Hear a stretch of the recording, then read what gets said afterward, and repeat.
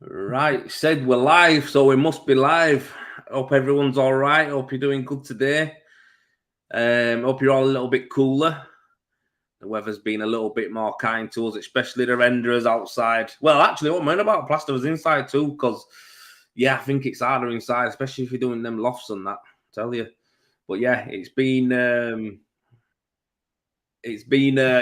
hot last week. And in Leeds, we had a good bit of rain yesterday. So I went and worked on the workshop in Bradford. So I went over to Direct Building HQ and I did some building work, more or less some demo stuff and a lot of cleaning up, I must add, over at that at Direct Building there to get the yard ready for the training. I've marked out the bays that we're going to be doing. So we've got some bays there. I was going to do 7 people, but after looking at it, I want to be able to give you guys the best experience that you can get, so I don't really want to try and cram it in, because for me it's about giving you quality. That's what it's about. So I've decided to make them a little bit bigger for everyone, so they'll be bigger than usual ones, but give you some more space to work. And also, with being a less person, it means that I can even spend more time with you as well, showing you what it is. So I've had some great feedback on the training. Interest. I hope I get great feedback. And this one's more or less full. I've just got a couple of people who are going to confirm. And then from there, I've had a couple of companies who are interested in sending down teams as well to get learned in a batch. So they're going to be good as well. So I'll be dealing with them. If anyone else is interested in that as a company and you want to send down a few of you guys, we can sort something out with you where it's kind of an exclusive one for your company. And I'll show you how we go on. Evening, everybody. Evening, Jeff. Yes, Jay, hope you're well, mate. And everyone else who's going to pop on, who we know, locals, regulars, good to see you all. I hope you're all well. I think we know who we've got on tonight. We've got on Stu Roberts, and like I say, he's the founder of the Trowel Talk group. He's a YouTuber. He does podcasts himself, and he also does mentoring, which he has, it's taking off. It's taking off the amount of information and help that he's been given to people, through his mentoring. The feedback that I've seen has been unbelievable. So I'm going to peck his head about that. But obviously, it's always Stuart, right? Who's always helping us guys, talking to us. So tonight I'm going to ask him some questions, because I'm sure we all want to know more about him. He is a very open book. He talks a lot about stuff, in his career and in his past on his social media. But I guess this is him. This is his spotlight on this channel. I want to dedicate it to him. I want it to be focused on him, and we can get some more information out of him. We're gonna learn some stuff about the man. For me, it's a big thing, because I think like a lot of you guys on here, who I talk to and comment on stuff, for us, we have all had how do you say it without saying it? We've had a lot of dickheads on these groups, haven't we? And I think for someone to come in and really put the foot down with their team, like Stuart has, right, and make it a safe haven for people to be themselves and express what they want to do, for me, that's a big thing. So I take my hat off to him and biggest respect. I want to find out why he's done that and how why he thinks like that to do it, because it's a big thing what he's done. So anyway, I hope you're all good again. Some of you are jumping on now. James Thomas, hope you're well. John Edwards, mate, top man. Alex Hughes, how's Dad JC? He's good. He's good being a dad. Richard, I hope you're good, mate. So yeah, Eric's on now. Yes, got me curry, got me beer, got you guys on the big screen. I'm in plasterer's heaven. Top man, Eric, man. I hope you're good, mate. I hope you're good. Right, with no further ado, I'm going to bring him on. I'm going to bring on Stuart. So he's in the back room, chilling out in the green room, and here he is. I'm bringing him on, guys. Now then, Stu. Good evening, Joel. How are you, mate? I'm good, man. I'm good. It's good to see you again. It's good to see you again. Yeah. How are you doing? I'm all right, mate. Yeah, I'm excited to be here, man. I love what you're doing with the hub. I think it's brilliant, and it's nice for someone else to interrogate me for a change, isn't it? So Yeah, of course, of course. Yeah, good evening, mate. everyone. Hope you're all good. Yeah, good man. It's good to have you here. Like I say, it's something I've wanted to do for a while. Doing some podcast stuff, and talk to influential people in the game like yourself, and there's a few other people out there on social media who are doing the thing. So yeah, I think it's only right you're one of the first ones, mate, because of what you've been doing. So the growth of your channel, going from strength to strength, it's doing it the correct way, the right way. Yeah, but before we get into all that kind of stuff, I think there's some stuff that we want to know about you. So, okay, mate. You know what? Yeah, can I ask you a question? Actually, how old are you? I've just turned 40. I turned 40 in March. You've got a baby face, though, haven't you? I've got a baby face now because the light's firing in me. But if I zoom in, you'll see all my wrinkles and my crow's feet. But yeah, I have got a round head. So it makes me look a little bit. I think if I had hair, I'd probably look about 25. Yeah. But yeah, yeah, that's it. Appreciate that, mate. Yeah, I just think it's one of them because you don't look 40 at all, mate. You look a lot younger than that. It's just one of them things. I never knew your age. Yeah, I'm 40, mate. 40. I feel 40 some days as well. Yeah, God. So tell us then, how long have you been in the game? When did you start? How did it start for you? Yeah. So this is my 21st year plastering. Wow. And how it started is I basically left school and I went to work in a window factory making UPVC windows. And I was there briefly. And the reason that I did that, Joel, is because I didn't have any confidence being a young lad that just left school. And you might be surprised thinking, hang on a minute, you're jumping on doing podcasts and jumping on camera on YouTube and going live on your group and all this, talking, confidently. But I wasn't always like this. So this is something I've had to work on and train and teach myself and learn skills to do that. And I did that through books, really. A lot of like personal development books and stuff like that. But yeah, when I was in the factory, I went there because I didn't do well at school. So I didn't get many good grades. I didn't get any good grades, if I'm honest. And I didn't think I would amount to much. So I went to work in the factories. But while I was in there, the builders used to come in and collect their windows. And my job was a fabricator. So I was a trainee fabricator. So I would get the windows ready, put all the gaskets in, put the locks in, stuff like that. And then I'd hand them over to the builders or whoever come to pick them up. So my job was to help them load them up onto the vans. Yeah. And every time these builders had come in, they'd always be like jovial, whistling, happy, in their shorts with a banter. And I thought, I want to go and do that. I want to get out of this factory that had no windows. And I want to go and experience what it's like to be in the building trade. So that's what I had my heart set on. And I got in with a damp proofing company. And the lads that I was working with, this will probably come nicely onto partly why I built Trowel Talk and why I'm the way I am and things like that. Yeah. But the lads that I were with, they were old school. They were older guys. There was 3 of them. And they had me, although they were decent guys, they had me mixing up for months and months and months. So my job was to knock up sand and cement with like the waterproofer in. Yeah. Stuff like that on the mixer. And I used to ask them like to show me things. I'd be like, would you mind teaching me how you do this and how you do that? Because I want to learn. I was dead hungry and sort of eager to learn. And they wouldn't show me anything. And I only had one guy there in the company that would sort of take the time to go out of his day, say, listen, lad, this is how you do this. This is a float, this is a hawk, this is a derby. And they'd take his time and run me through things. Yeah.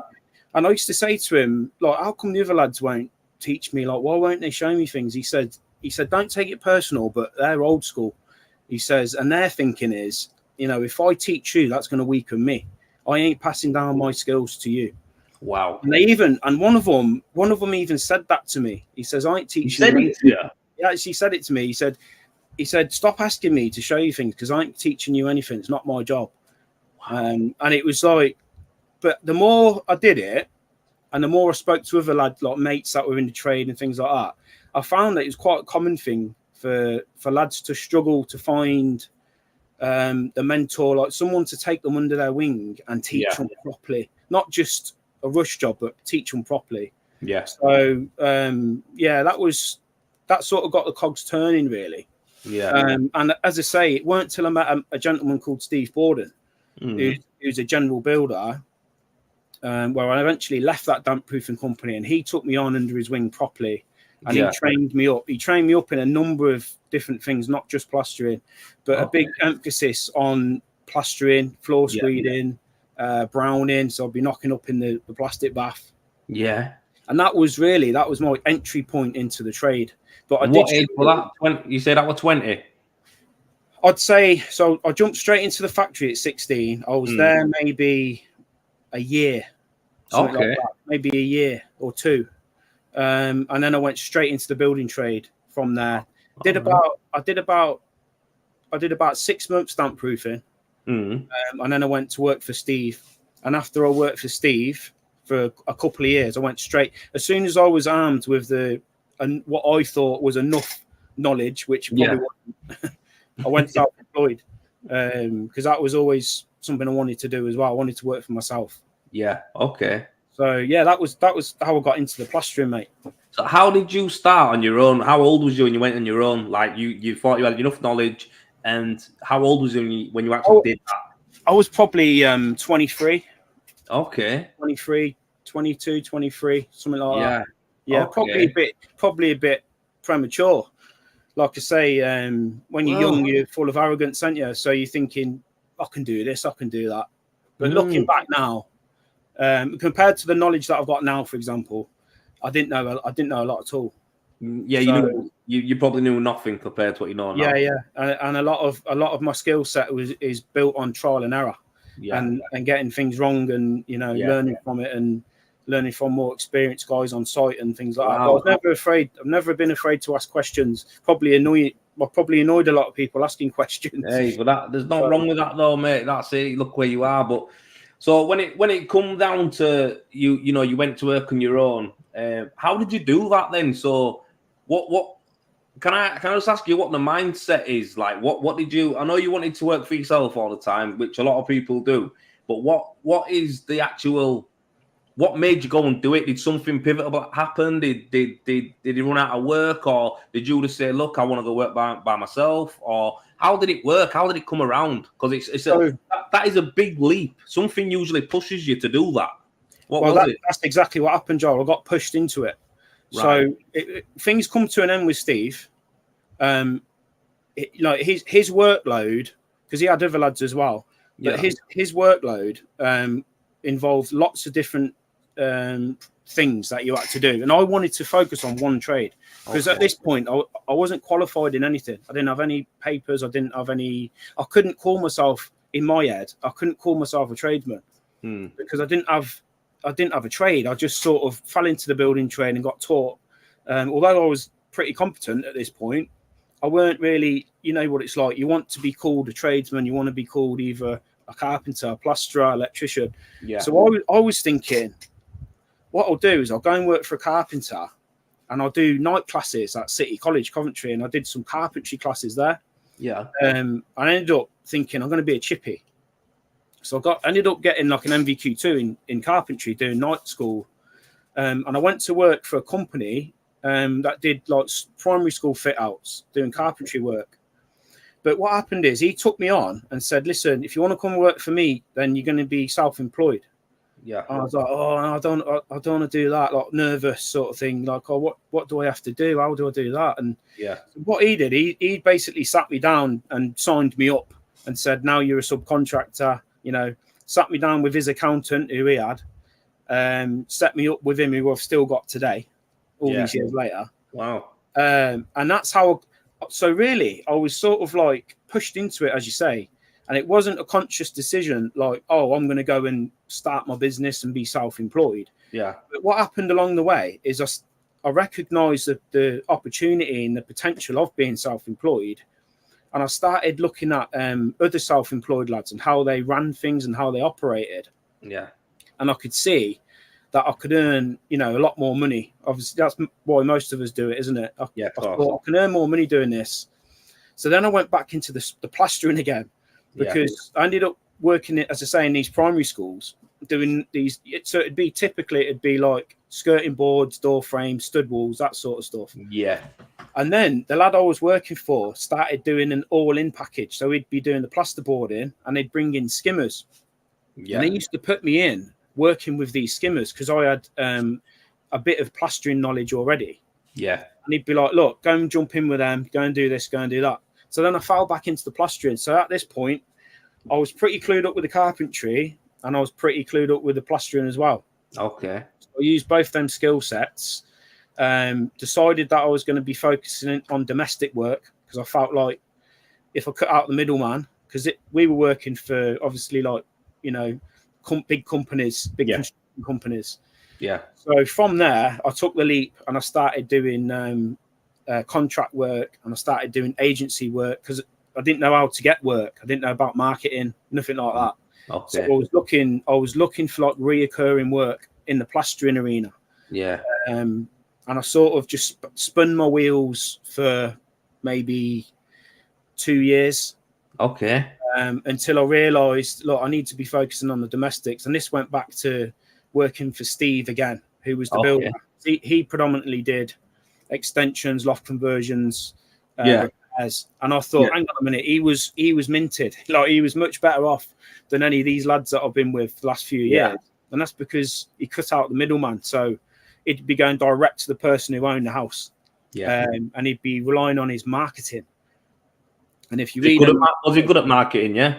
He was pretty good. Yeah, he was pretty good. Even though, I mean, the internet weren't, I mean, I'm going back. It was around, but it wasn't what everyone was going to.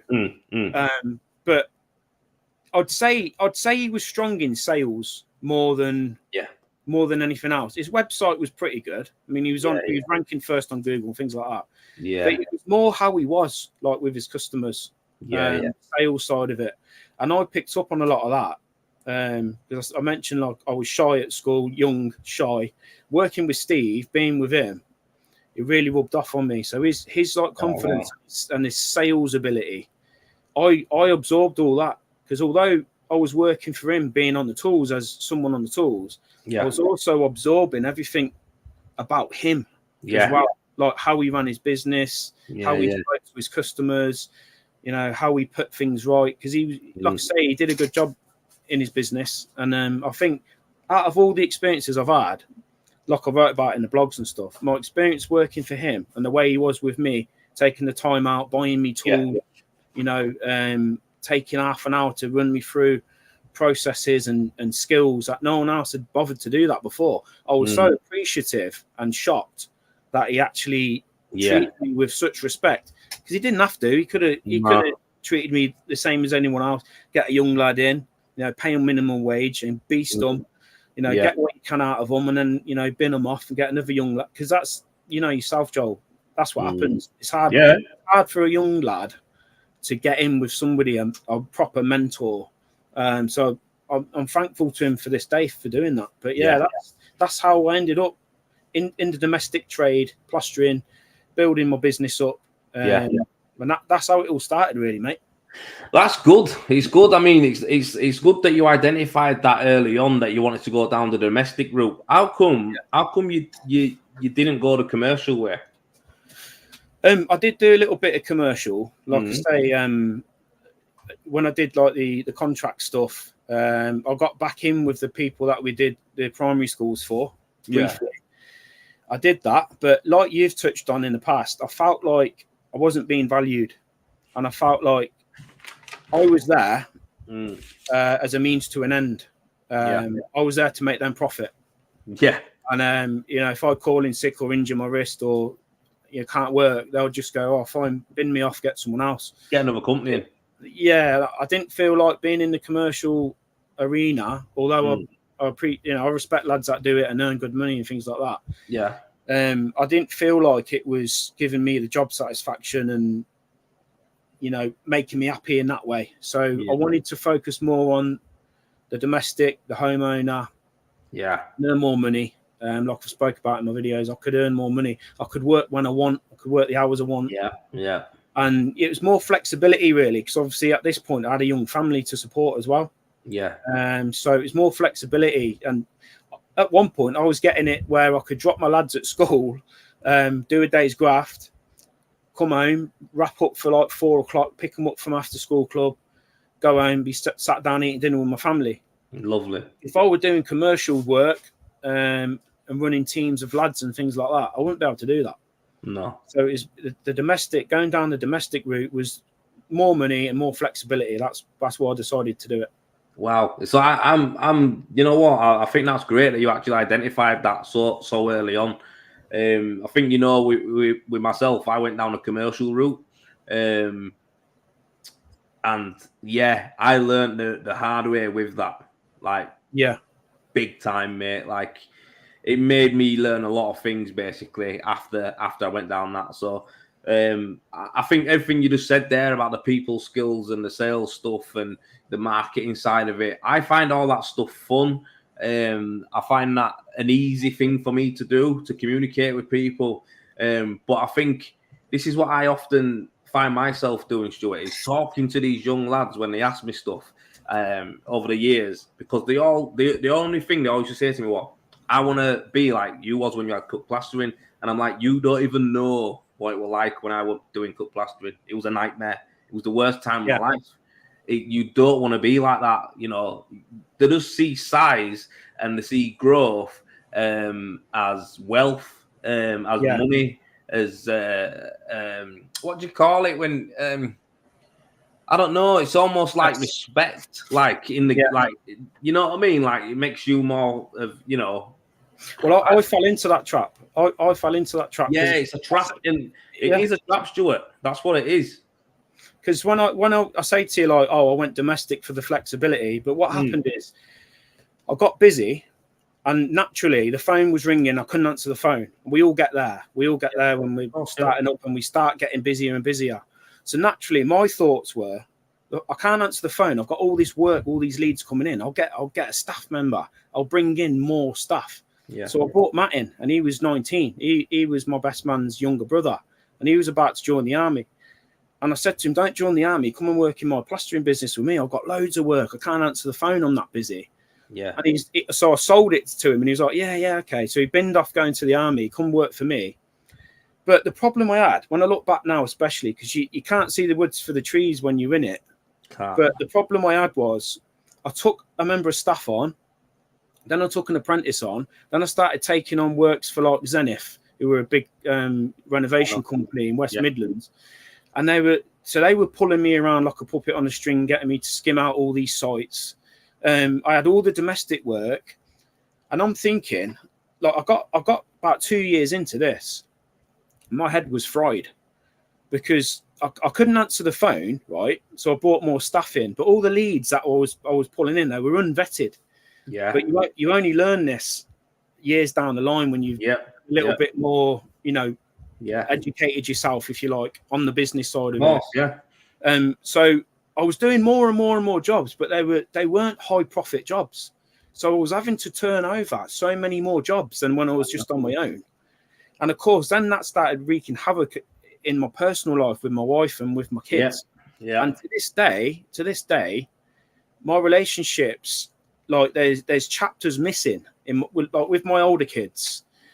When I look at, because I've got older kids and I've got Louis like 4 and Oliver's 9, but I've got older kids and there's chapters missing. And I only realised that when I'm spending time with Louis, and I'm thinking, I didn't do this with Bradley. That's deep, I didn't do this with deep, mate.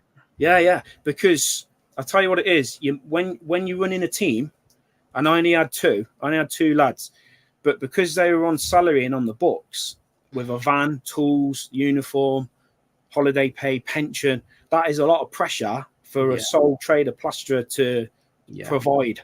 And then Matt started a family, he got married, he had a baby. So now not only am I supporting me and my own family, pressure, my little plastering business now is responsible for Matt and his child and his wife.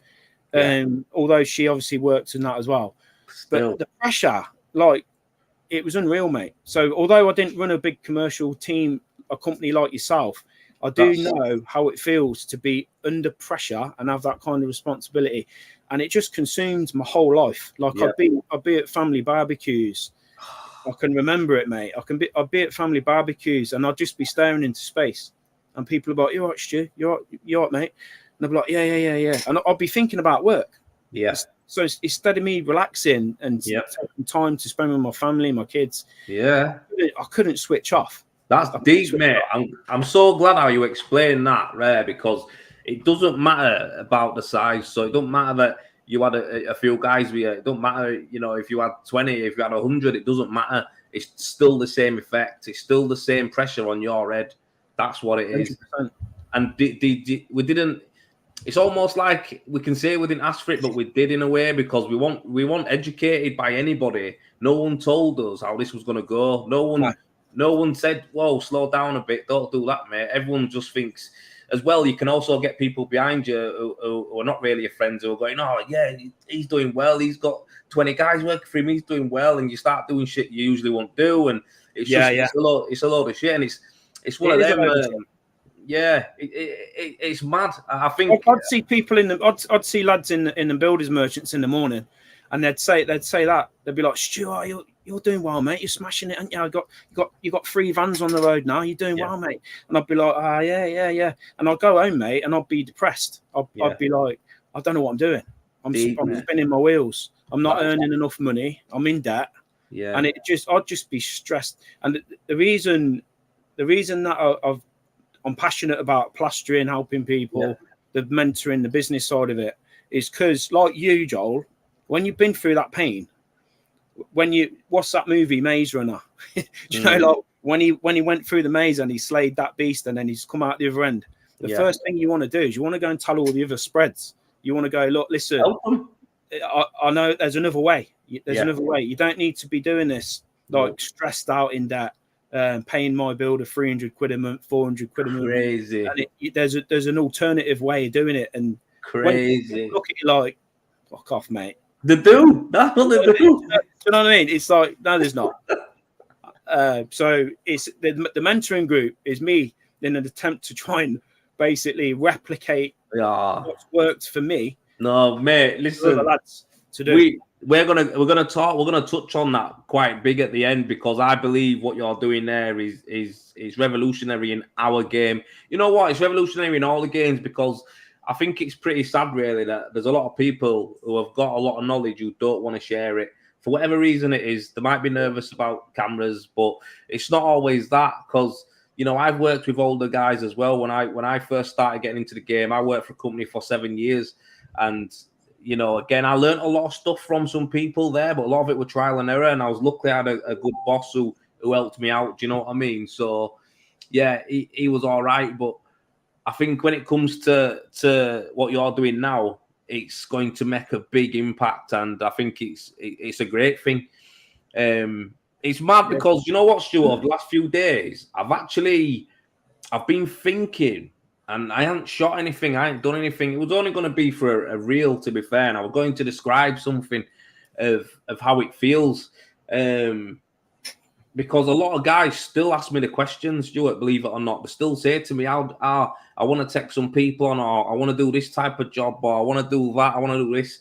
And I always come back and I say to them, the first thing I say to them, I'm not going to get really, giddy and buzzy for them. I don't want to put her down or anything, no, but I'll just say, why do you want to do it? Why do you want to do it? Like, why do you want to do that? Yeah. And they're like, well, money and this and that. I'm like, yeah, but how much money do you need? Well, I don't know. Like, so why do you need 5 guys? Well, get more money. I'm like, you don't even know how much money you want. I said, so for starters, you're starting off on the wrong foot. I said, you need to know what you want, how much you want, and then work back from there, and then design something that you want to do. But just remember, I went from being someone who loves plastering. I loved it. I love skimming. I love rendering. Love everything. I do love rendering now, but I fell out with plastering a little bit. You know what I mean? It is what it is. But I've gone for someone doing that every day, work for someone else, going to work for my own company. And this is something that, this is about you, this isn't about me, but it's just something that was heavy on me, mate, the last few days. Is I went through a cycle of being, at the beginning, I wanted to be the best. I wanted to be earning great money. I wanted to work with great people, and that's what I did. I actually got my company to a cash-rich company where it might not seem like a lot to people who've got a lot of dough, but 60 grand we had in our business account. And I still didn't click. Nothing registered in my head. Like, keep it nice and tight, Joe, like you are, and you'll make lots of money. Yeah. Instead, I started still saying yes to all the jobs, yes to all the jobs. And it got to the point where you grow so quick, Stuart, that you find yourself doing jobs for nowhere near the price that you would have done it, because you've got to feed what you said earlier, that guy's family. Exactly, mate. Exactly. So I had to take a job on, Stuart, to feed his family. I didn't make a penny. No. And your whole focus isn't on business.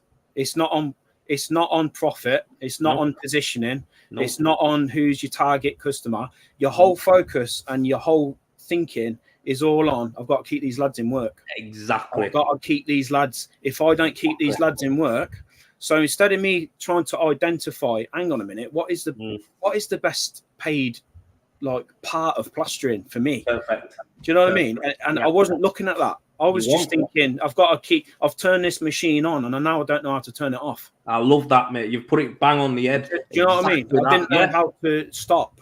So, Stuart, that's awesome, mate. And do you know what it was? Matt said to me, listen, there's this company and they're offering 35k. Yeah. This is the pension package. This is I'd get a new Transit Custom, because I was driving. He was driving about in an old Vauxhall Vivaro. So people probably think, your business is not that good. But my philosophy is like, why would I put money into a van that depreciates? Because I'm a bit old school like that.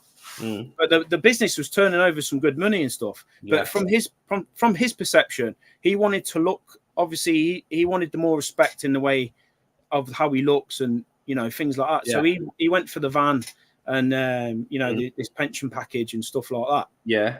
And I couldn't compete with it. Security. And I said, mate, I can't meet it. I can't do anything with that. Yeah. And he's like, oh, I'm really sorry. And obviously I was gutted, mate, when he left, because I did that video, on YouTube and stuff. And I was absolutely devastated, mate. It's like a family member emigrated or something like that. Yeah, of course. We were like brothers, do you know what I mean? Yeah. So I had to, but someone said to me about 2 days after he left, what are you going to do, Stu? Now you got his van, you've got all his tools, and you're just going to bring in another spread and carry it on. And you know what? I sat there. I remember the family went to bed. And I sat there in the dark on my sofa. And I just thought, I'm pulling the plug on this. I'm resetting. Yeah. I'm not going through. Because although I was gutted, and I was like, what are people going to think, like me scaling down and going back on my own? They're going to think I'm a loser, and tell yourself all this bullshit, don't you? Yeah, of course you do. And then you know what happened? Why I love that you put that book on the hub. Yeah. Company of One. What happened was, for some weird reason, like they say things happen for a reason and stuff like that, don't they? I was scrolling on one of these business groups, and I can't remember which one it was, and that book popped up. Did it? Yeah. This was like, say, wow, probably just as Matt left, but I'd already sort of skim read that book before in the first lockdown. But I didn't really. What I did is I wrote it off, because I skim read it, and I was like, nah, this is bullshit. If you ain't got a staff, you haven't got a real business. Do you know what I mean? And then, because when I was younger, I got pulled into this whole, like, you need staff. Yeah. You need to turn over this much money. You need to have loads of staff. And if you ain't got that, you don't own a business. You just own a job. And all this bullshit. You know what I mean? Yeah. So when I skim read it, it almost offended me. I was like, nah, that's crap. I'm not reading that. I've got a real business. You know what I mean? But then when Matt left, I revisited that book, because it popped up on someone's Facebook or one of these business groups, and I read it, and it really resonated. It properly resonated. Great book, especially the part when he talks about keep raising your prices until rather than bringing in staff. Yeah, specialize and keep raising your prices until you've maxed out, and then when you get so profitable, then consider, okay, I might bring in maybe a part-time member of staff, might not, but I don't need to, because I'm more profitable now than I would be if I had 4, 5, 6 lads. Exactly. So I loved it when you posted that book, mate, because it's one of the best business books I've ever read. Yeah, awesome. I literally come across that, Stuart. I didn't see it on any groups or all. I don't think Craig ever shared that book on any of his groups before. But I've not seen it. I don't think he has. But I come across it one time. I love Audible. I've got a subscription to it, and I come across it, and sometimes I can go through 3 books a month. You know what I mean? Just listening to them. So I literally come across it, and this book, I listened to it again last week. I've listened to it about 5 or 6 times, and it's just brilliant. And you know what, as well, you can do that. It sounds mad, but you can do that when you are a company of one. You can put the podcasts in. I love it. You can think, well, I'm going to finish that too today. I might take the missus out Monday for lunch, and your flexibility and the amount of profit that you can bring in is unreal. When I had the lads, I couldn't do nothing, mate. Yeah, I was anything. 7 days a week. You've always got something to pay. You've always got something to pay all the time. Always, mate. Always. And that's it. I mean, I was paying Matt around 27k. Some lads would think that's crap, but when you factor in the van, because the van's a biggie, you factor in the van and you factor in like pension, holiday pay, the fact that we were only working 8 till 3 in like pretty much a 10-mile radius of our homes, because I got it down to 99% domestic by the end before we left. But of course, pricing up domestic jobs when you employ people, it's like I'm going in twice as high as like most other plasterers in my area. So I was having to look, like my churn rate was insane. I was having to look at like so many jobs. Yeah. And at this point, I still didn't have any kind of vetting system. Yeah. I'd be jumping in the van, looking at like multiple jobs during the week. And then of course, like I say, the stress at home and the things that went on at home, it's like my missus weren't happy, my kids were happy, but obviously I didn't see them enough. And they won't be aware. They won't be fully aware of what it is like to have Stuart at home, Dad at home. They they just thought this was normal because the young kid. Yeah, they were like, that's just Dad. Dad's just always working. You know, he ain't got time for us. And what's sad as well, Joel, and I'll say this because you've got your baby and things like that. Cherish every fucking moment, mate. Because the last thing you want to do is come across as too busy. You don't want to be, your kids seeing you in that way, where you're always on your phone. Because from their little eyes looking up, it's like that device is more important than me. I know what you know what I mean? It's like because you're like that. This is what I was like before, right? I'll be on my phone, stressed, scrolling, trying to sort work out. I'd have cancellations going off and all sorts. My kids would come up, and I'd be like, go to your mum, go to your mum, go to your mum.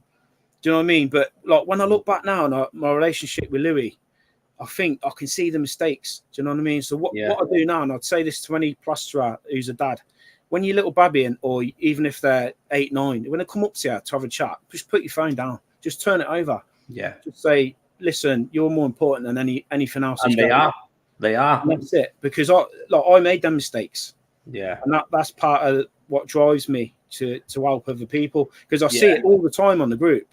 On Trowel Talk. I see like dads that like they sacrifice it. Like it's coming at too much of a cost running their business.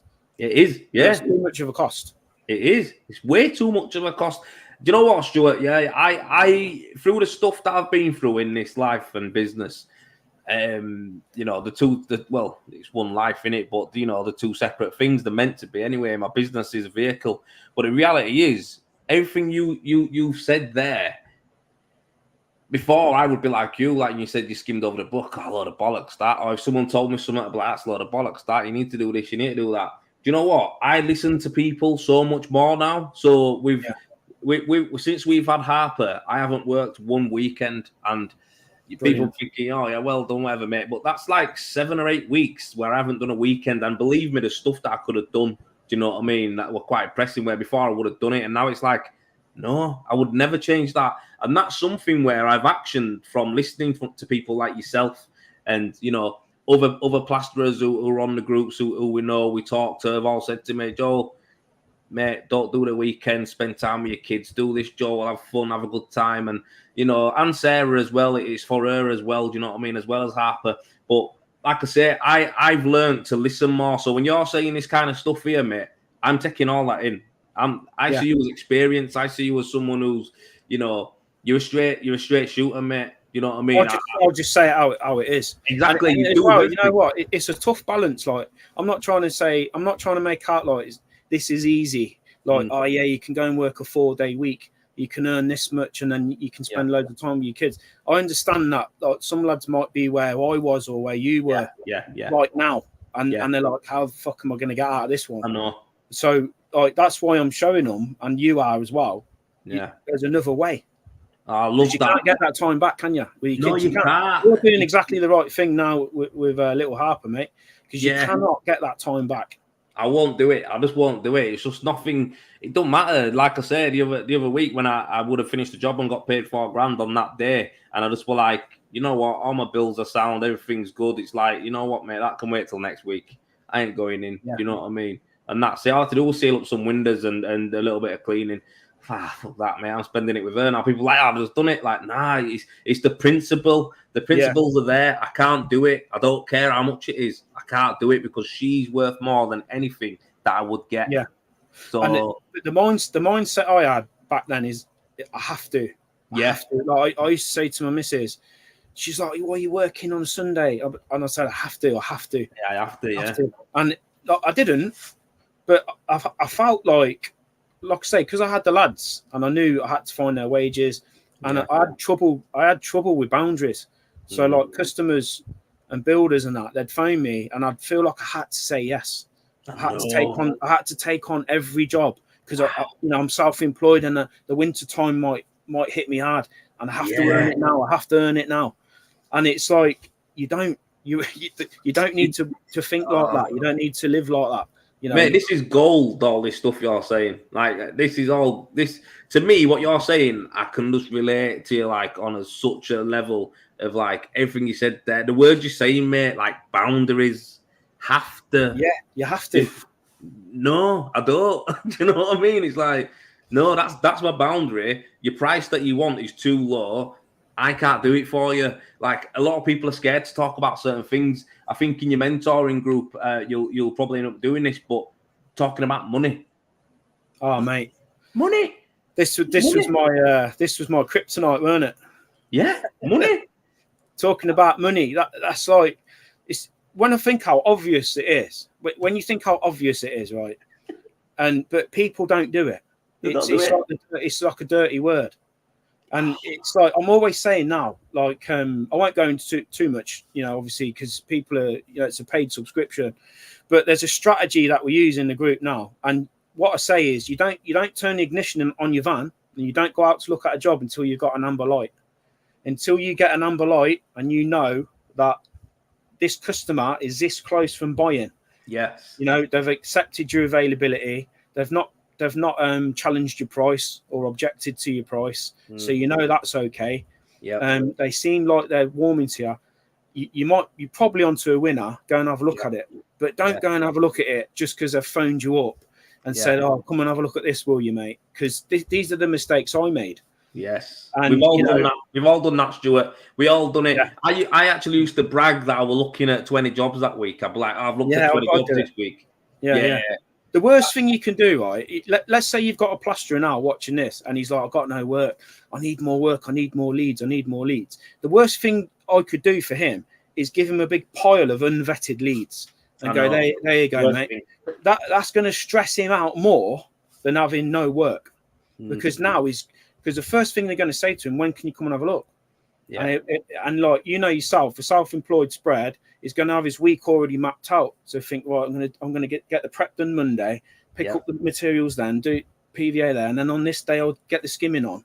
So he hasn't factored into his work week. I'm going to go and look at 7 jobs. So what he does is he thinks, I'll do it after work hours. So I'll go at like 5 o'clock, 6 o'clock, 7 o'clock. These are your family time. This is your family time. And your business is now eating into that. Because if these lads are on the books, right, working for a plastering firm, they'd be clocking off at 4 o'clock. Yeah, you're done home. They'd be powering down and thinking, right, that's my day's work done. They'd go home. They'd be on 35 grand. Why would you, like, if you're going to start a plastering business, why would you be worse off than you would being on the tools or on the book? Crazy. And that's what we do. We think, Yeah. oh, I'll you don't know. 6 p.m., 7 p.m. I'll go out and quote Mrs. Smith's bathroom on a Sunday morning. That's the only time I can find in my week. Yeah, no. And I say to them, look, factor in a day, or at least a morning, like a Friday morning. That's my quoting day. That's my slot within my business hours where I'm going to go out. I'm going to do all my quoting and my admin in this time. Yeah. I'm not going over my 40-hour week. Yep, exactly. Protect your time. Like you said, boundaries is the word, isn't it? Boundaries is the one, and everything you just said there is bang on. I'll be honest with you, right? Yeah, I have not looked at a job apart from one. Which I'll tell you. I have not looked at one job on a weekend or an evening for, God, it must have been a couple of years. Just don't do it. But I did look at one, and like you said, amber lights, vetting, all this kind of stuff. Like I say, you go into more detail in your course, which is in your mentoring course, which is somewhere, obviously you have to pay for that. It's proper. You've got to show them the full breakdown and funnels and stuff like that. But I had a job which was a very good job to me financially. Everything was done.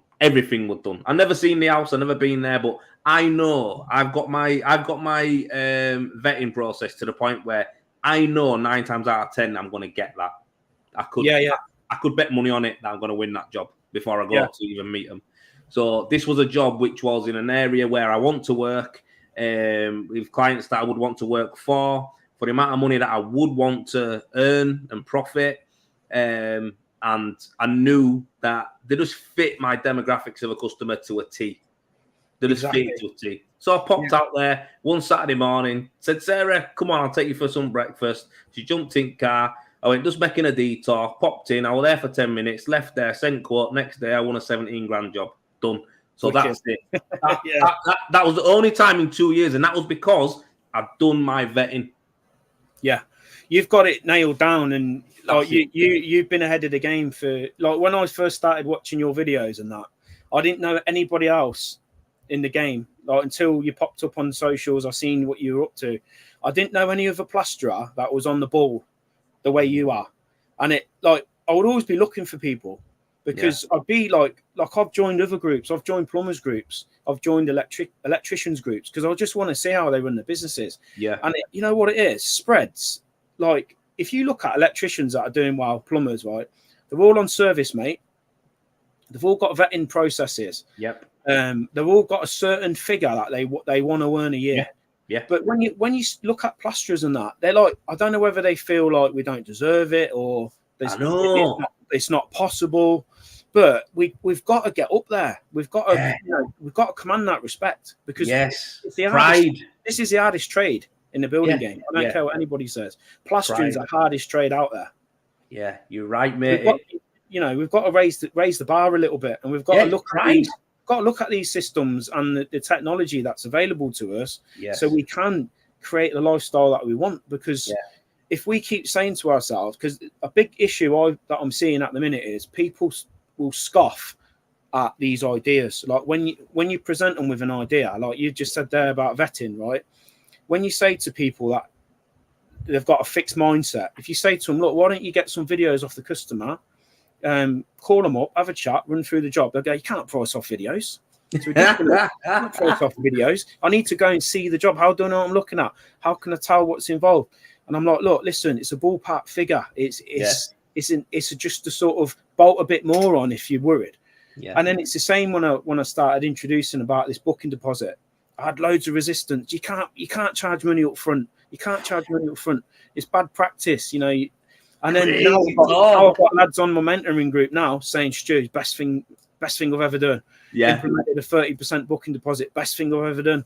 I've got money in the bank. You know, I'm not using my own savings anymore.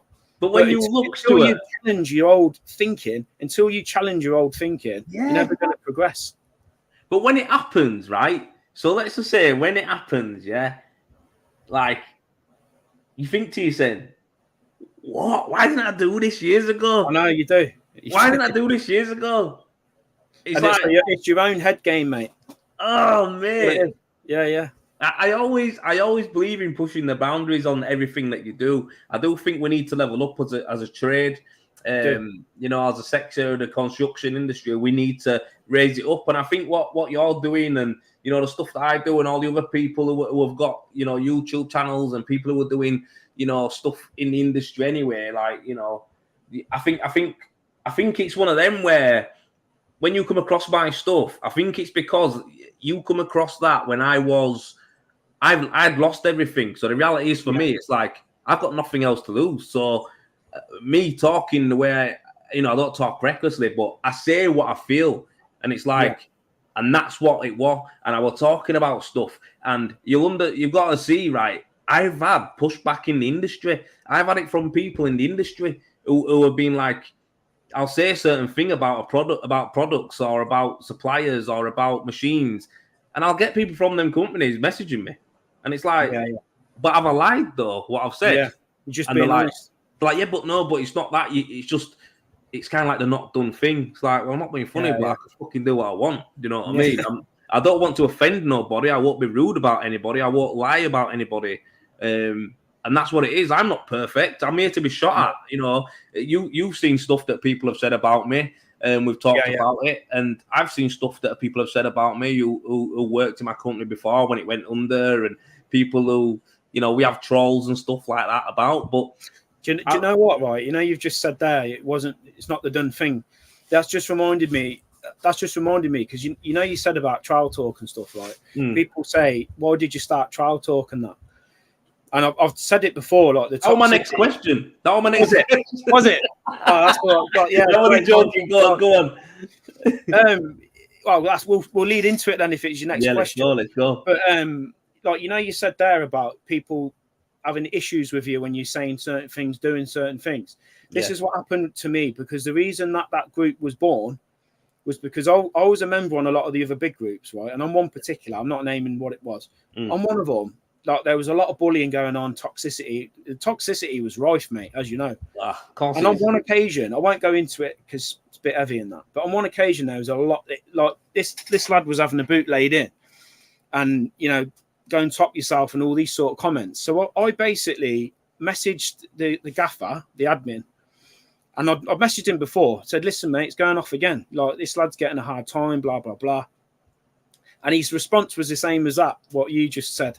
It was like, it's not, you know, no one likes a whistleblower, Stu. You know, it was like, it's not the done thing, you know. And he says, you can't do nothing about it. He says, this is what it's like. He says, you know, social media is a devil's playground. You cannot change it. You can't do anything about it.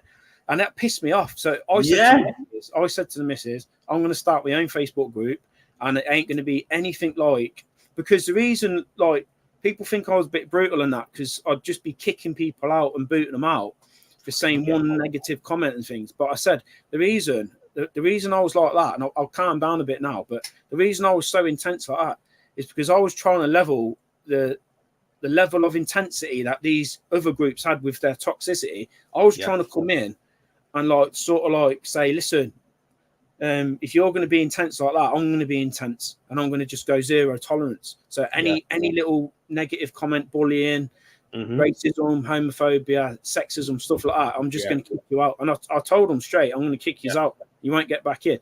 And I think people must have thought, fuck off, no, you're not.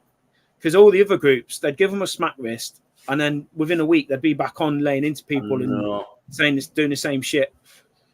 So when I started doing it, I mean, there were a few casualties along the way, obviously, but you know, it ultimately what I was trying to do is build a culture on Facebook where people it's just mutual respect.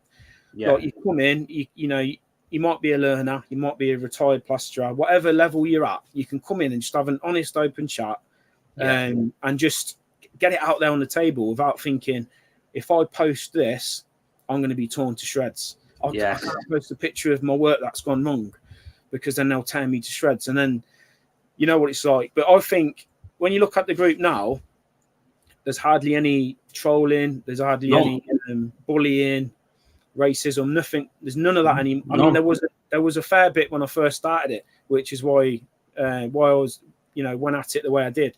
in trying to get rid of people and stuff like that. But Yeah. when you look at it now, and what's really good as well is I've looked at your group and the way that you're running it, and ultimately it's because the way you're leading that group.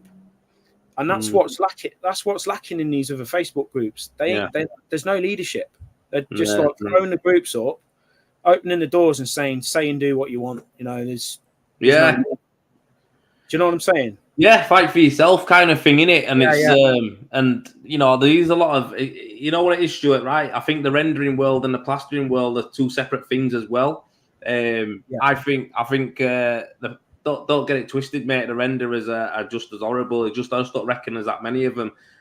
But again, in this industry, I found that there's the more stuff I do in the industry as well, I find that there is a self-appointed hierarchy, let's just call it. That's what it is. You know, somehow they think the hierarchy. Some people think they're better. But they forget, I know the ins and outs of running a business. I understand that some of them will be doing really well for themselves out of it, but I know that 9 out of 10 of them are struggling to pay themselves. And I don't say that to take the piss out of them.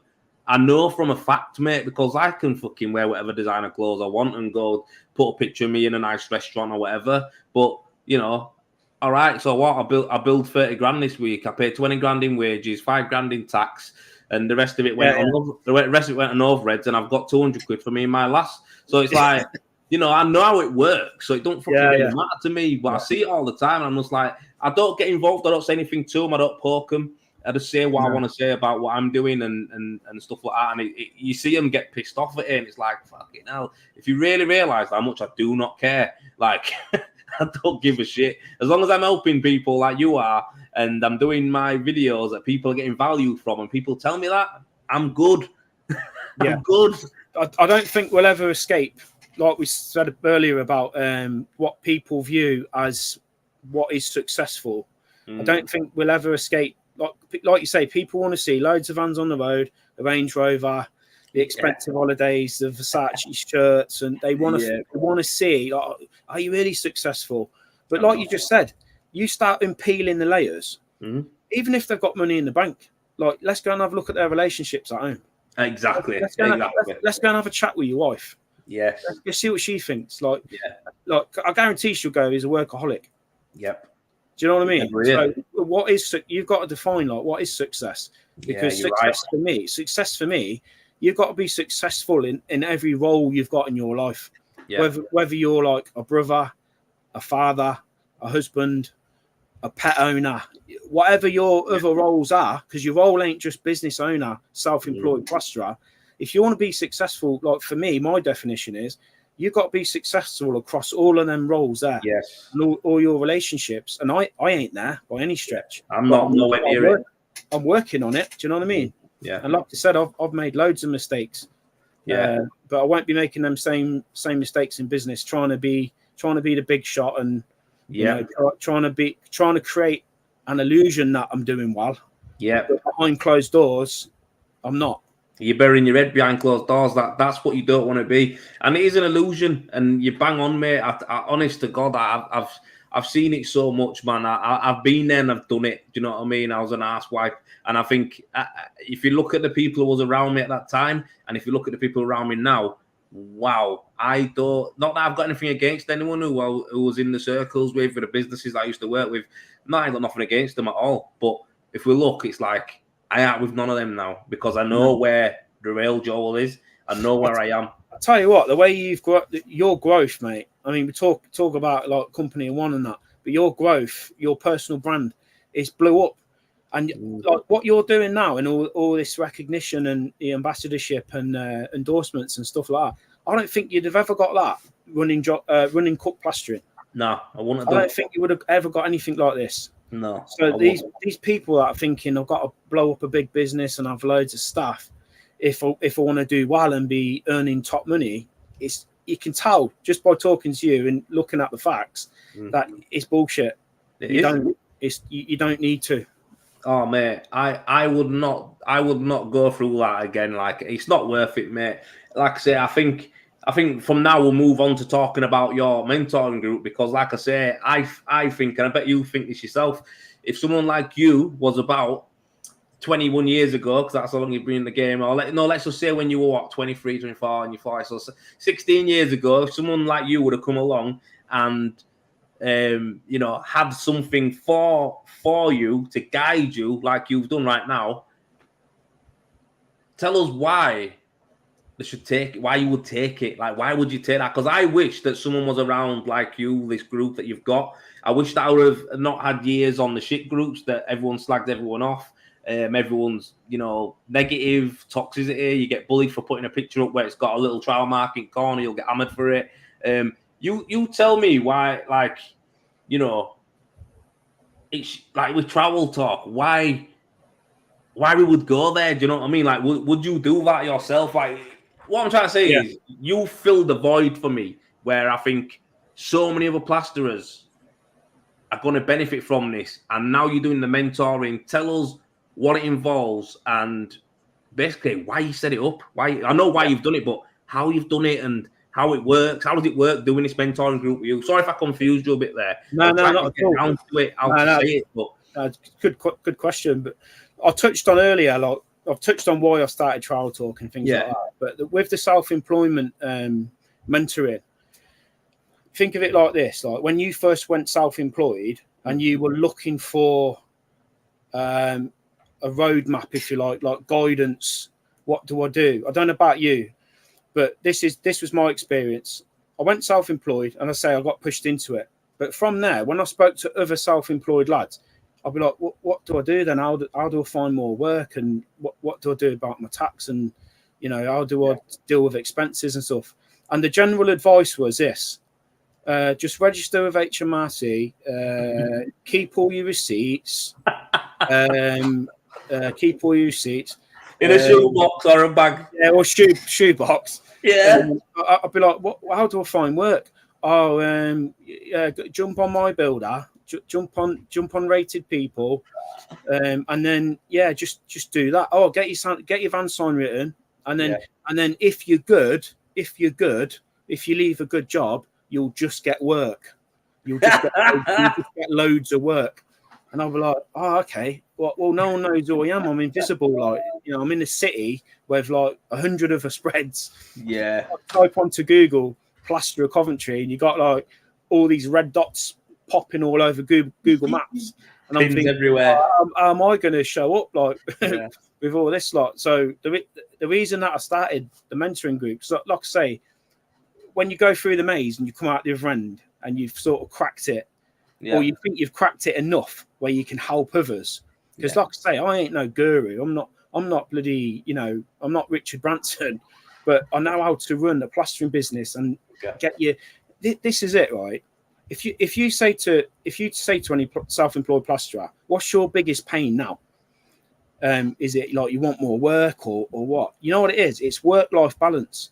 Yep. That's what's causing them the pain, is the work-life balance. I knew it'd be that. So the whole focus on my mentoring group isn't like, I'll get you loads of sales, I'll get you loads of sales, get you loads of leads. It's strategy. It's like, okay, what happens when that lead first comes in? Yep. What do you do then? Then what do you do? Then what do you do? Then what do you do? And how can you get your skills so valuable that you can literally name your price in your local area? So the emphasis really ain't on like let's fire in loads of leads. It's on strategy, it's on specialization, it's on balance. Like, how can we, because not everybody needs, like, you might need let's say you need 50 grand a year, or I need 50 grand a year. Some lads watching this, they might think, well, I'll be happy at 30 grand. Exactly. Some might go, I want 100 grand, I want 200 grand. But as a generalization, most lads are going to be comfortable as if they were on the books, 35, 40 grand. They'll be comfortable, can live an okay life. And then from there, you can keep pushing it up and specializing. But the reason that it started is because for me, there was no obvious roadmap in how to survive self-employment working as a spread. And when you search for it, like I'd be on Google searching, business coaching, or it would all be these gurus popping up everywhere, turn over £1 million in a month, and people driving Ferraris, and this is how much you need to turn over, I'm thinking, hang on a minute. Number one, I can't afford, £1,000 a month for this bloody guy to come and teach me how to run a business because I ain't got any money.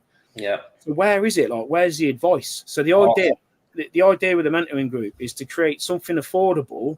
Yep. Where lads can come in for literally 80p a day. They can come in and they can get access to. I mean, I keep saying roadmap. They can get access to a step-by-step guide in how to go about not only surviving self-employment, but how to go about generating leads without paying for My Builder, Check a Trade. Yep. They can incorporate systems into their business. They get a CRM system. We use Your Trade Base.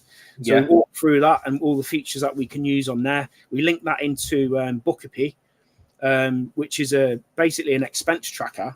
Yeah. What we do is we look at all our expenses over the year, and then we look at our profit, and we try to work out what am I really spending on an annual basis to run my business? Literally just without me even doing anything, how much is it costing me? Because once you get the profit figure right, you can work back, like you said about reverse engineering it and target the right jobs. So you work out like what is your specialization? Like with you, it's rendering. With me, it's internal wall insulation. Some people they're doing cork sole, they're doing EWI, things like that. Work out what your specialty is going to be, and target your marketing for free using videos, Google Business Profile, all these free platforms. As we spoke about it before, but using all these free platforms to generate free leads, getting off Check a Trade, My Builder. So basically, in a nutshell, that's what it is. But at this stage, I've built a little community, and I'll go in there. I'll go in there live every week. We have live catch-up sessions. Lads can come in, tell me what they're struggling with, and we all help each other out. Awesome, brilliant, mate. It's really building up really well. And I've had just last week, I've had a lot of really good feedback from the lads. Because I've seen it. It's been 3 months, and now it's all starting to come together. And lads are messaging me, they're putting posts out saying, I've seen it. It actually works. Do you know what I mean? And it gives me a buzz when I get that feedback, Joel, as well. Good. I think that's what it is. I think a lot of the time, I think people can look out and see what we're doing, and what you're doing and what other people are doing, like with the training and stuff, and think that it's just the people thinking, oh, it's just for money. It's actually that's a byproduct of what the actual real buzz is. Like, when it comes to the money side, because I've had criticism, like I've had a lot of criticism, because obviously, like I started Trowel Talk, and it's free. It's a free community group, and I've run that for 3 years. And I was up, like, people don't see the behind the scenes. Like, how many hours did you put into that a week?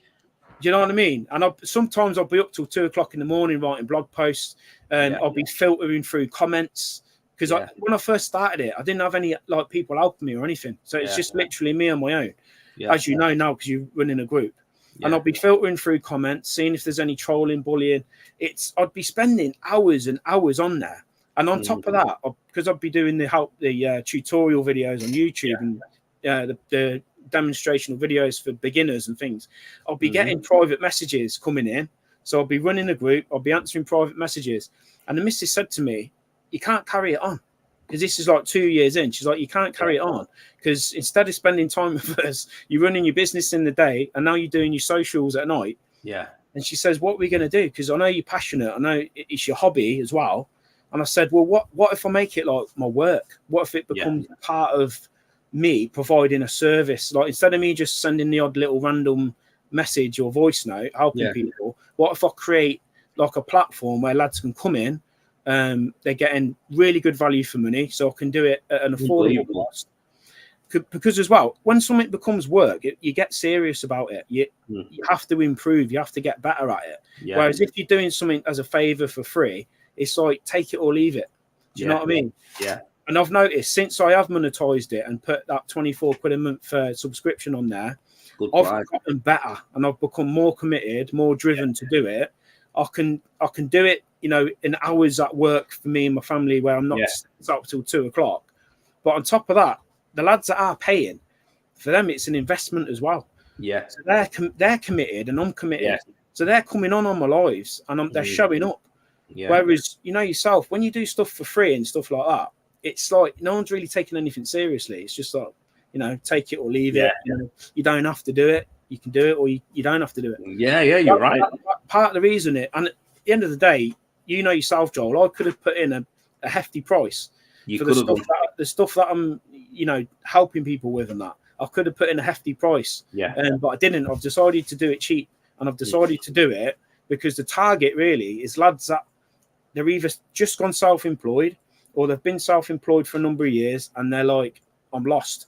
Yeah. Like I said about the things we went through and getting stuck, or they're employed and are thinking about going self-employed. Yeah. So I know that all those groups of people, they ain't got thousands of pounds to go spending on a business coach or going on some program for $2,000.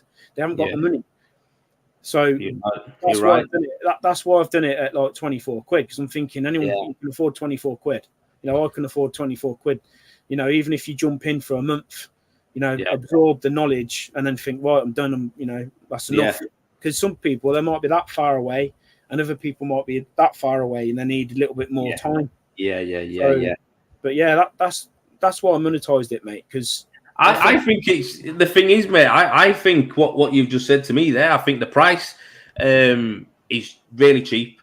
You know, I don't mean that in a thingy way. I think, you know, I'm not offending you at all. You know, I know you don't take it like that at all. But I say it as like you could have, the way you've done it and the way you've priced it is awesome for this industry. You could have easily enough doubled, if not 3 times more that, and earned that. But the reality is, you're doing it for the industry, and it's only right that, you know, you are taking time out of your day, time out of your working life, family life, whatever. And it is a job, but I think it benefits the people who have got them subscriptions a lot more than it could have benefited you. Do you know what I mean? So I think so, mate. And that's the idea. Like, I've always, just like Trowel Talk, I've always created more value than I'm getting back. That's just my personality. That's my nature. Is your personality. That is it. That's it. I ain't gonna go and think how can I squeeze some more money out of these people? How can I squeeze? I'm not like that. Do you know what I mean? Like, I know what you mean. If someone breaks down outside my house, I'm out there pushing the car. You are. Do you know what? Do you know what, Stuart? I'm not a greedy person. Do you know what, Stuart? Yeah.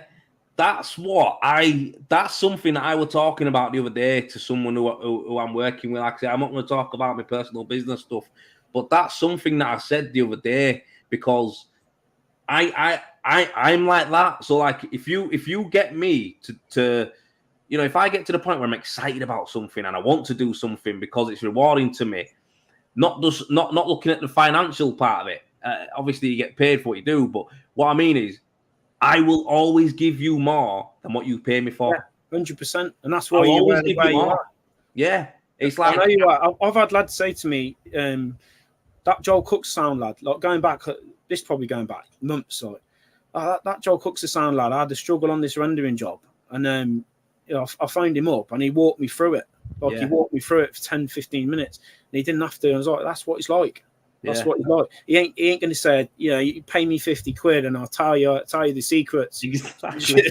Do you know what I mean? That's what I mean. He's seeing a fellow plasterer who's struggling. He's been there. He's been in your shoes, so he's going to help you.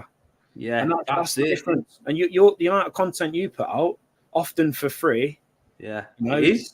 You deserve everything that you got around you now, because you've earned it. I mean, I'm like.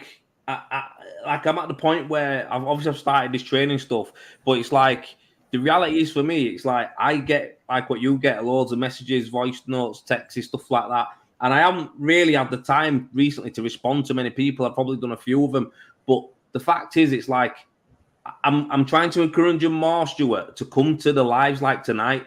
I'm trying to say, like, look, this is a scheduled time for me and Stuart where we're going to have a conversation. If you come and watch this or watch it back, I'm guaranteed you'll get quality from it. Absolutely. Totally free. That's it. So instead of, like, you know, getting to the point where, I don't know, it's Tuesday morning, you don't know what you're doing on a certain job, I'll message Joel. I'm probably not going to get back to you because I've got other stuff to do.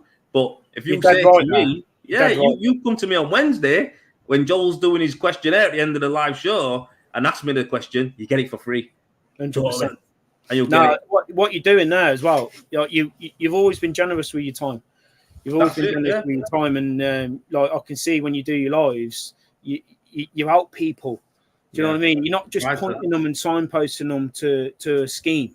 You're helping people, and as I say, with the Trowel Talk thing, I did that for 3 years straight. Yeah, like 3 years straight, building up that group, building the culture, making sure everyone's safe, friendly, everyone's getting on, and that. Yeah. Like, if I were to carry on doing that, but didn't grow and didn't go anywhere else, really, the group would have just hit a wall and filtered out. I would have probably said, I can't be asked. I can't be doing with it. I got too stressed. So I've had to organise it into like something achievable. Cool. Lads can come in one end, and then when they get out the other end, they're like, bloody hell, now I know how to market my business. Yeah. I'm more confident, I've got some systems. So when a lead comes in, instead of me chasing and running around, it's like all these simple little tools. When you come out the other end of it, like you said earlier, you'll be like, why didn't I do this before? Why didn't I do it? Yeah. Yeah, because it's about changing people's mindset. If your mindset is fixed and you write stuff off, you just go, no, that won't work. Yeah. Then really that's the sort of person that needs to join the mentoring group. Or jump in and do some stuff with yourself, because I know that you're planning to do some one-to-one sessions and things. Whether it's me or you, they need to have a chat with somebody that's had that much pain and come out of it and turned it around, and who knows the strategies. That's the only way that they're going to change. Otherwise, they'll remain stuck. Yeah, you're right, man. You are. I mean, for me, it's like. I always point people towards you because I know you, and the reality is I'm not going to go that route because I like doing the render training. Like, I want to do physical training. I think more of the mentoring stuff is I get confused sometimes with me, to tell you the truth. I think I try to take too much on. I try to want to do too many things, but for me, it's like I feel the actual physical training of rendering. And maybe going down the route of maybe doing, working more with Predator on the machines, technology and getting into that more with them guys is something that I feel more passionate about doing. But I think the mentoring thing is part of me wanting to help everybody. But reality is, it's like, I just feel like, I'll be honest, Stuart, I feel like this is, for this game, I think it's you. I think they need to go down that route, right? Because you're going to get better at what you're doing. You're going to add in different parts. So, you talked about getting them leads. You talked about how to, go through the CRM system. But there's so many other things, isn't there? So many other aspects. There's a lot. I know that, like, the reason I think that, the reason I mentioned about you doing it is because I know that you're clued up with it. So I've said to you before, there's a slot for you in my coaching group, Joel. Yeah, if it's a case of like you said, look, I'm committed here with the Predator range and the training sessions that I'm doing. Even if you said, look, every few months or every couple of months, let's jump in and do an hour. Let's do a coaching session like you did last time. Yeah. I'd be more than happy for you to come in and do that. If you can do that, spend 40 minutes or an hour, I think it'd be massively beneficial. To the anything you do, like I said, I've said to you before, anything you do, mate, it's always positive. I'm behind it 100%. I will definitely, anything like that, mate, you know what I mean? If you've got a big group one time, or you've got, you've got a few things on in a week and you want me to jump in, I'll definitely will do that. Do you know what I mean? No problem at all. But I feel like for your group, I think you're the best man for it. You've proven that with your group, Trowel Talk. You've proven it with your YouTube, and now your mentoring is taking off. So for me, I just feel like I say to everybody, boom, there you go. That's your man. He's there. He's every week. He's gonna get there. He's gonna give you great knowledge. He's gonna listen to you. It. And as well, I just want to say as well, I ain't no guru, like I said earlier. I'm a plasterer. Do you know what I mean? Like you and the people watching, I'm a plasterer. So that's great. I'm not trying to come across as like some sort of big shot. Like, oh, now you think you're a business coach, and at the end of the day, I'm a works in progress myself. But I do know strategies that work and that don't cost money. So I've just started, but obviously as the years pass, I'm going to get better and better at what I'm doing. and the results are going to be bigger. Yeah. So, you can get in early, or if lads ain't convinced, I'd just say, keep watching the feedback, keep watching the results that I'm getting from the other lads, and don't take my word for it, because people vote with their feet, don't they? Yeah, you're right, mate. I'll just leave it to them. If it works, it works, And I think people will always get to the point, Stuart, where, I mean, it's crazy that we even do it as humans. We get to the point of breaking before we take big action. But that's us humans. That's us human nature. But I feel like, the mentoring thing is something I wish I had when I got into it, or when I was starting to struggle. Like I said, I did invest heavy in a lot of mentoring and coaching. Certain ones like with Craig and that, who's an unbelievable coach. I've had other ones who individual ones that I've just paid for who've helped me and cost me a lot of money. But the reality is, I had the money turning over. Didn't actually have the money; it was turning over in the businesses. So it is what it is. But I think this is accessibility. It's only going to get better. And tell everybody, mate, right, how they can get onto it. How does it work? How do we get onto your course? How does that work? How do we join the mentoring group? So it's literally a link that I can send you either by DM or email. As soon as you've subscribed via that link, you're into the group. So that's how simple it is. So as I say, it's set up at 80p a day, which is paid monthly. It's on a rolling subscription. And then as soon as you've subscribed, you've got access to all the training sessions in the guides, and you've got access to myself on the DMs as well. And I'm, like I say, I'm in there live every single week. Like, I'm scheduled in to go in on Friday to do another hour with the lads, see how they're getting on. So in terms of getting in, if anyone's interested in jumping in, just drop a comment in here, or just message me. I'll send you the link, and you click that and you're in, basically. Same with anyone who's on Rendervate or on my Rendervate YouTube channel. If you just comment on, I'll put it in the description. I'll copy and paste it into there. So if you guys want to just click that, you can go on and have a look at it and, sign up, because 80p a day for that kind of support to an actual human. and I just wanted to say something again, mate. Like, when you say, like, I'm just a plasterer, I'm not a guru, I'm not this and that. To me, that's the best thing. And again, this is not to knock anything that any other business coach out there is doing, but this is specific to what we do. So a lot of business coaches, right? The generic, a lot of them are generic. Exactly. Yeah. So they'll say that, oh, it will work in your business. It will work in your business. But how can someone in a suit, tie, who's worked in finance industry, come and tell me something about plastering that, yes, it'll work? It's like, I can't really take that from this person, because you don't really know the gig here, mate. But when it's someone like you, you're not just a plasterer. Nah, he's been like me. You learn from someone who's I still am. Exactly. I mean, I've got this is my working week now. Monday to Thursday, I'll be on the tools working intensively, but I'll only be working 8 a.m. till 3.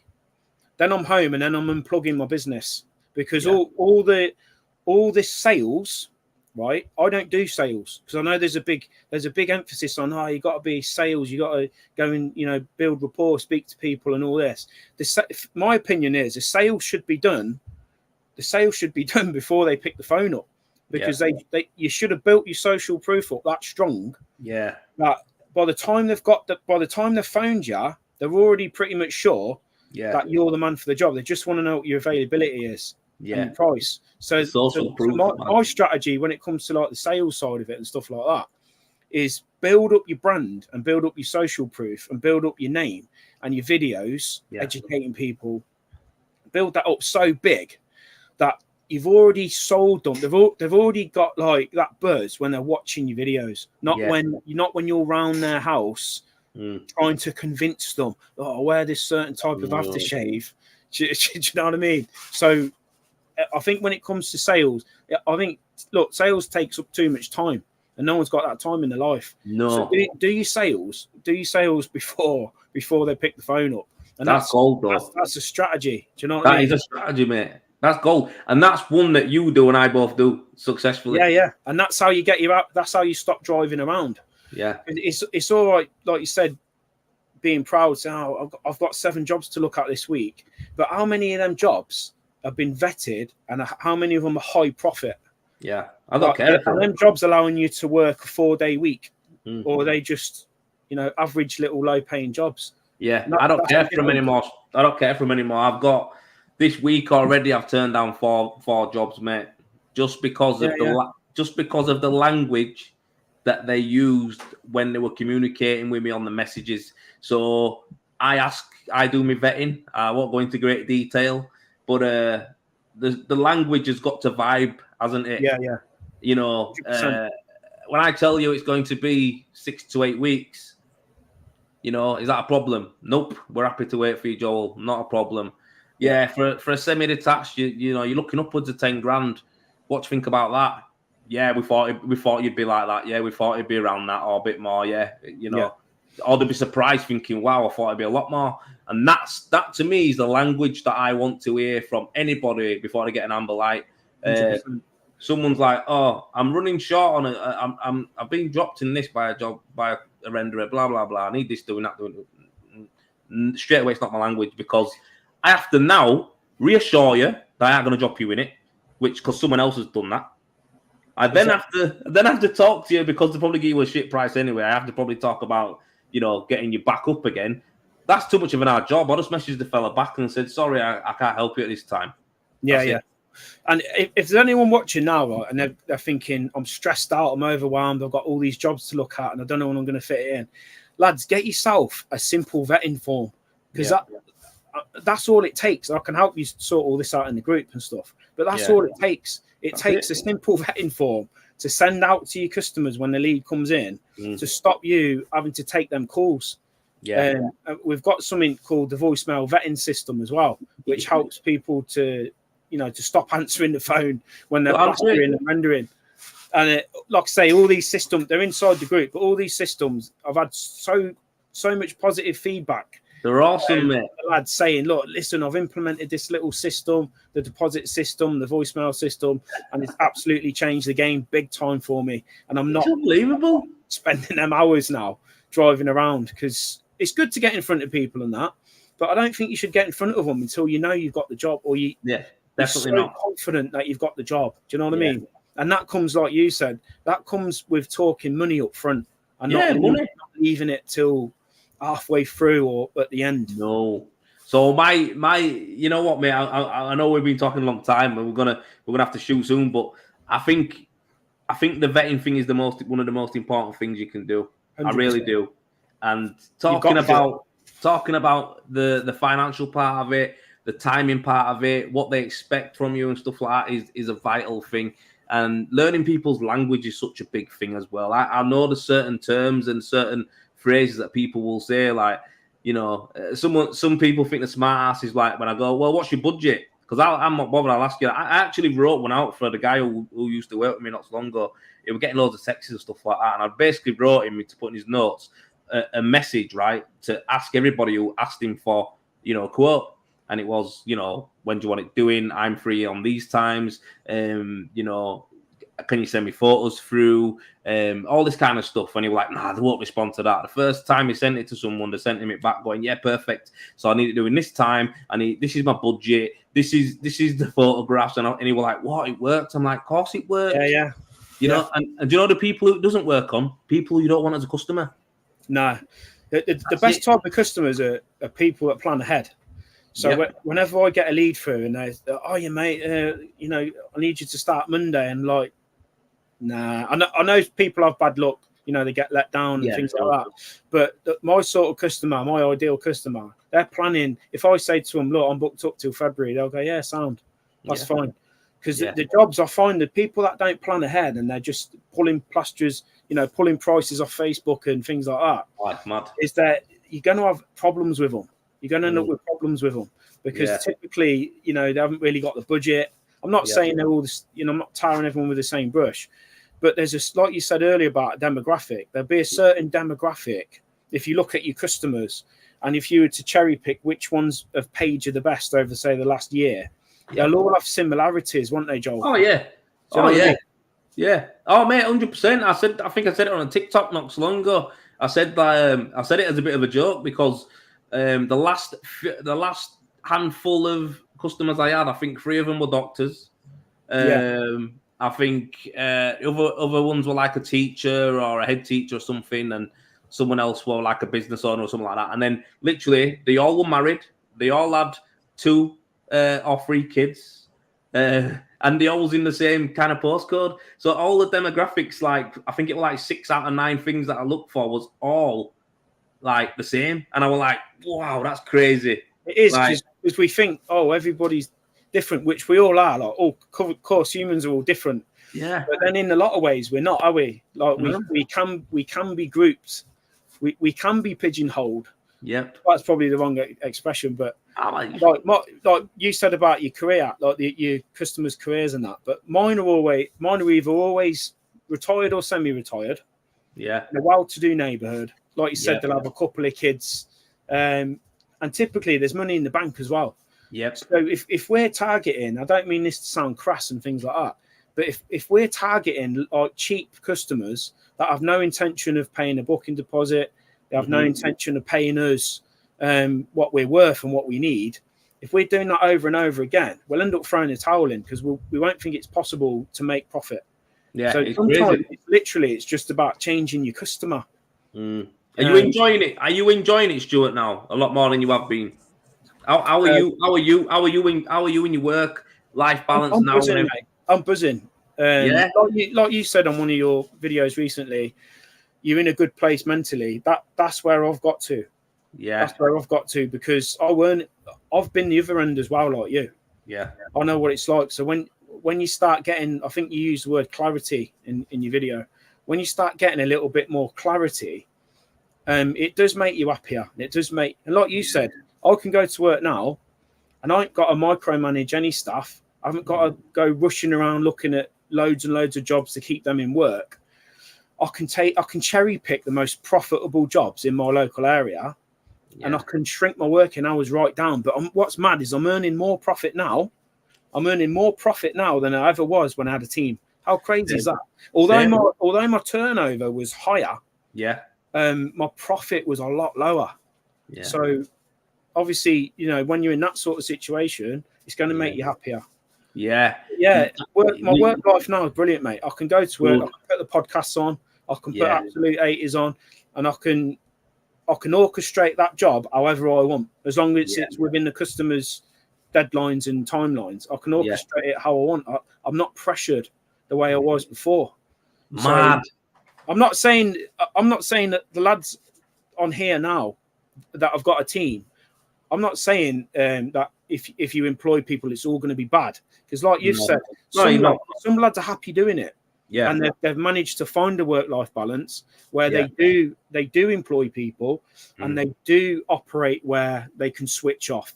Yeah. But personally, for me, I think if you're a sole trader plasterer, 1 or 2 month setup, I think it's much more important, just like you was emphasised in that book, Company of One. It's much more important to build up your value as an individual first. Yes. Build up your own price to the point where it's so profitable that you could pick and choose whether to take staff on. But don't just take staff on because the phone keeps ringing and you think, oh, I've got all these leads, so I have to take a lad on.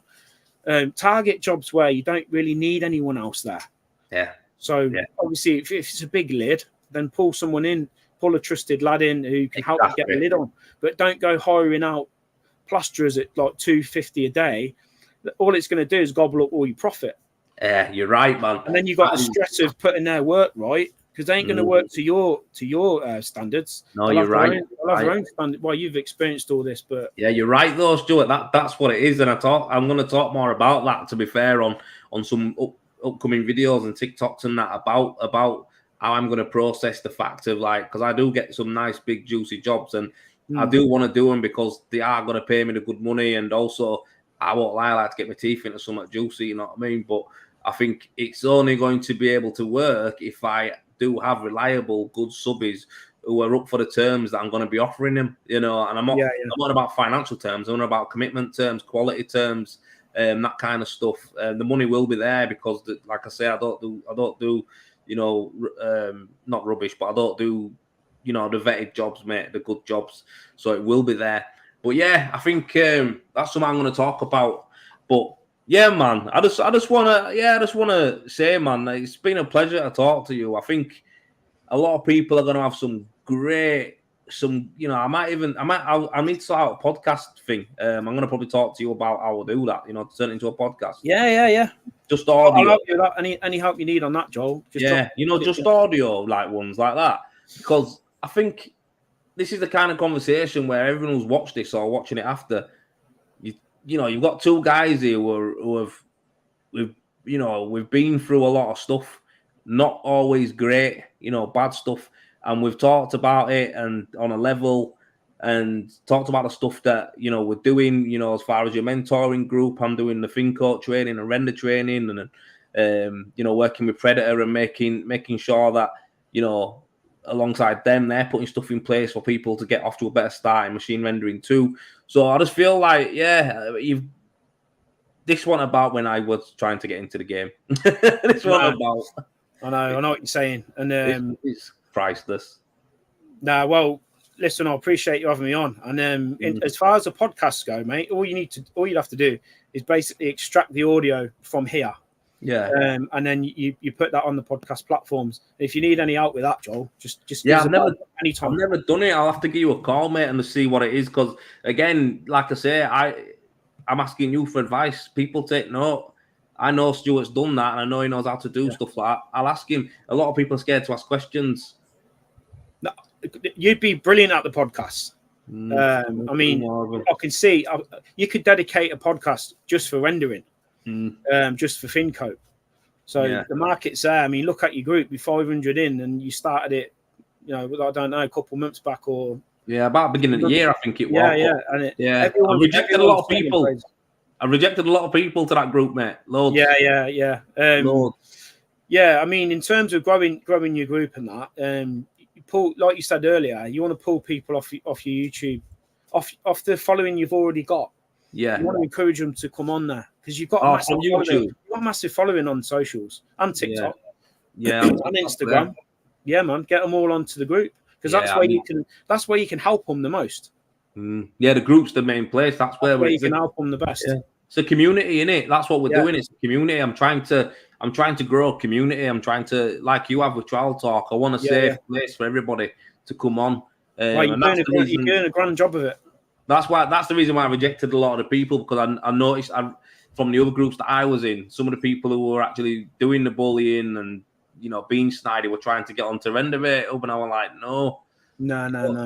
This is why I created this. With Trowel Talk now, the firewall now, because when I first started it, the doors were just open, and I just said, everyone come in, and then I'd be spending hours trying to get rid of all the trolls on that.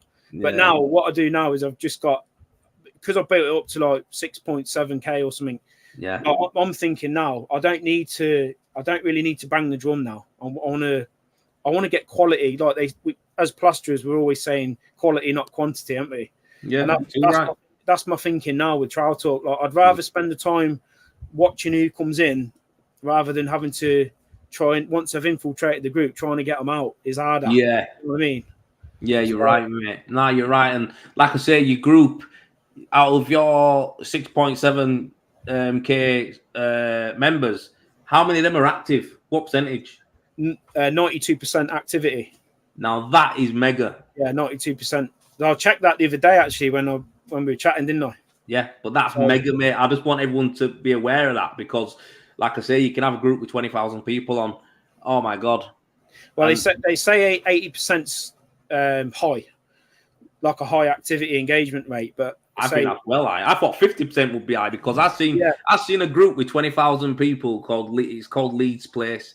I'm not on it, but some stuff pops up now and again. 20,000 people on there. Someone asked a question and it had 2 likes and 1 comment. 20,000 people. How has it only got 1 comment and 2 likes? Yeah, it's crazy, mate. But so for you, Rendervate will go the same way. Yeah, but I mean, it'll go the same way. And I tell you what, if there's anyone on Trowel Talk now, because I know Big Mark Neeson would have shared this. Listen, if you're watching this, just please go and join Joel's group. Throw him a rope, give him a hand. Let's get the numbers up for him because this group's going to be it's going to be just as good as Trowel Talk. You might learn a few things if you're a gypsum spread and you don't really know much on rendering. Why not go and join the group?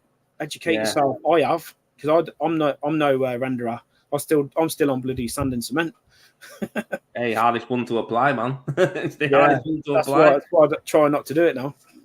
Yeah, well, what you're doing now is you're specialising, and that's something that you say you're going to be teaching people. But yeah, 100%. Man, it's been a good chat. I mean, buzzing that we got you on, mate. I'm well happy to take your time out from your family tonight to do it with us.